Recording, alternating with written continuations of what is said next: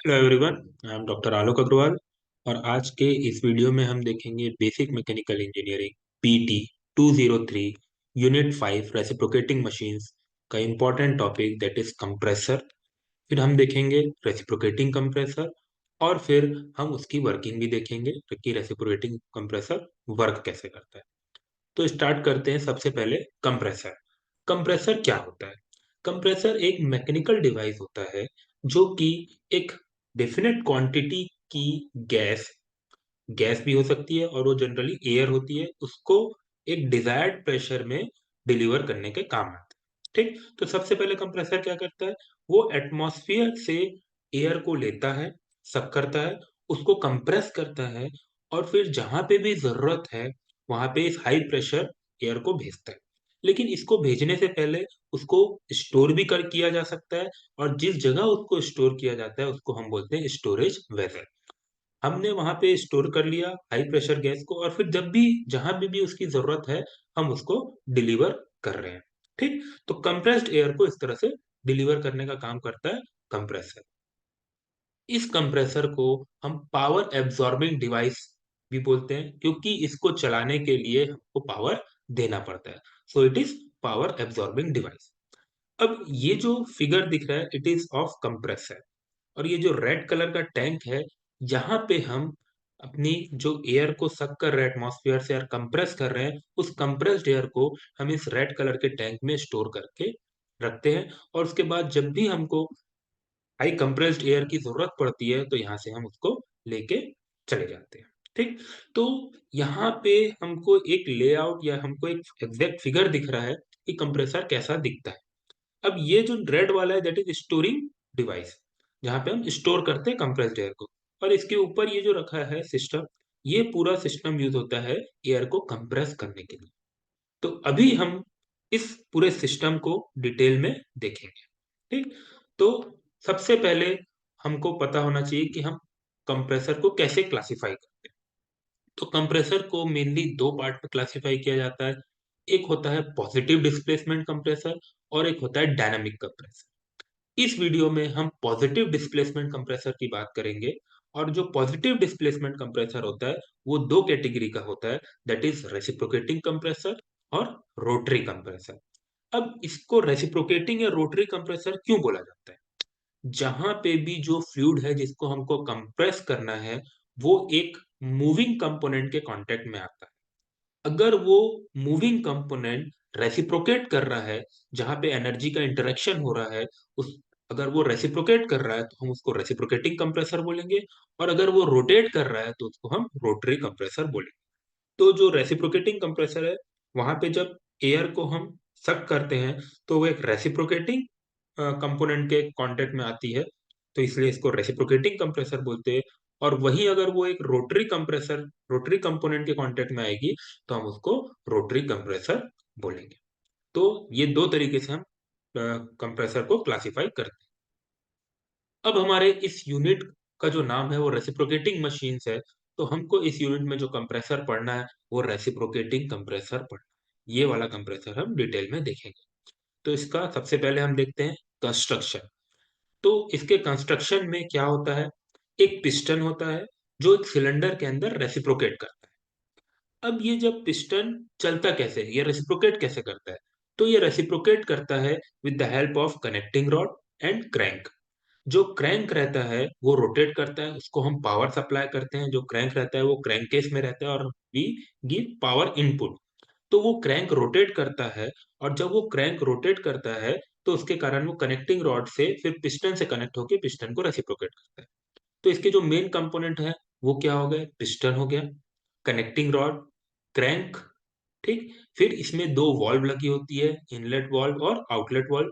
Outlet valve को हम delivery valve भी बोल सकते हैं। ये दोनों वॉल्व सिलेंडर के हेड में लगी होती है, और ये वॉल्व तभी ऑपरेट करती है जब ये इसमें प्रेशर डिफरेंस क्रिएट होता है। ठीक, और ये दोनों वॉल्व वन वे वॉल्व होती है। ठीक है, तो इनलेट वॉल्व जब कब ओपन होगी? जब सिलेंडर के अंदर का प्रेशर कम होगा तब इनलेट वॉल्व ओपन होगी। और जब सिलेंडर के अंदर का प्रेशर ज्यादा होगा तो आउटलेट वॉल्व ओपन होगी।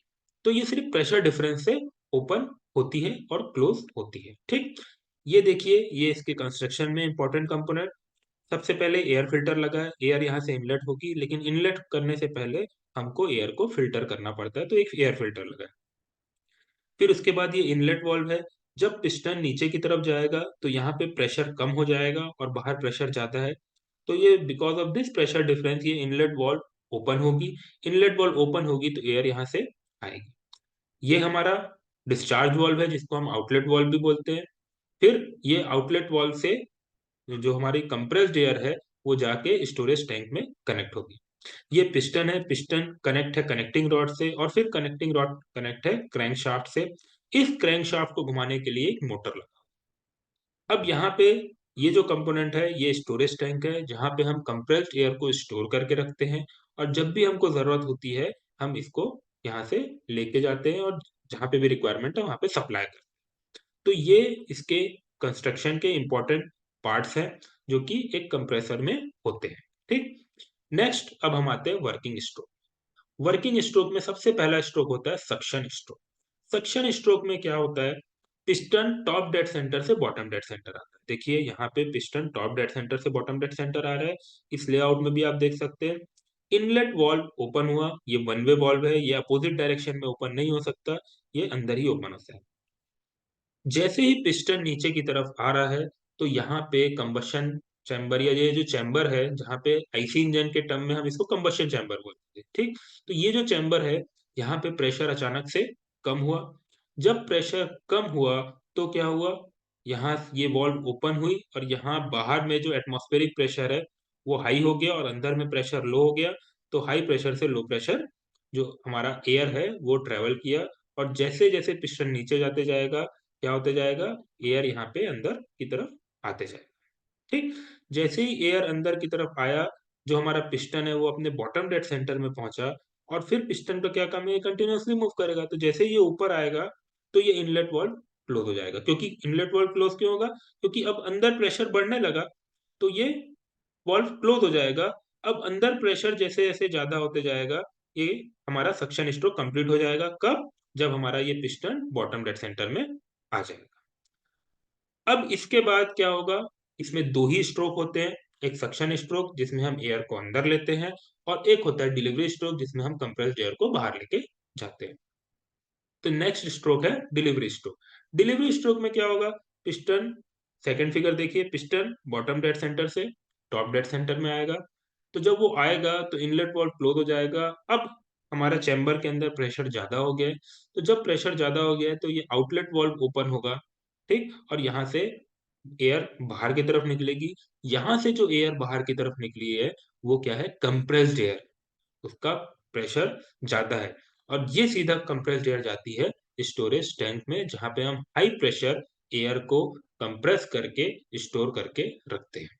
ठीक, तो ये हमारे वर्किंग है, जिसमें सिंपल से क्या हो रहा है कि एयर अंदर आ रही है और फिर एयर कंप्रेस होके बाहर जा रही है। इसमें जो साइकिल है वो हमारी दो स्ट्रोक में ही कंप्लीट हो जा रही है। जब सक्शन स्ट्रोक हो रहा है तो इनलेट वाल्व ओपन रह रही है, आउटलेट वाल्व क्लोज रहती है। जब डिलीवरी स्ट्रोक कंप्लीट होता है, या जब डिलीवरी स्ट्रोक होता है, तो ये इनलेट वाल्व क्लोज हो जाती है और ये आउटलेट वाल्व ओपन हो जाती है। ठीक, उसके बाद ये साइकिल रिपीट होती है, और इस तरह से हमको कंटिन्यूअसली कंप्रेस्ड एयर मिलते जाती है। ठीक, तो this is the working of our air compressor, reciprocating air compressor. अब इसको एक एनिमेशन से देखते हैं अपन, तो आपको और अच्छे से समझ में आएगा कि किस तरह से हमारा वाल्व जो है, इनलेट वाल्व ओपन होता है और एग्जॉस्ट वाल्व ओपन होता है और क्लोज होता है। तो देखिए यहाँ पे आपको दिखेगा ये सक्शन स्ट्रोक और ये डिलीवरी स्ट्रोक। ये ब्लू कलर जो आ रहा है ये फ्रेश एयर आ रही है एटमॉस्फेरिक प्रेशर में, और जब ये पिस्टन ऊपर की तरफ जा रहा है तो हमारा आउटलेट या डिलीवरी वाल्व ओपन होके हाई प्रेशर से जो एयर है उसको भेज रहा है स्टोरेज टैंक में, और ये हमारा ऑरेंज कलर से दिख रहा है। तो this is the simple working of reciprocating compressor. Okay, thank you, thank you very much.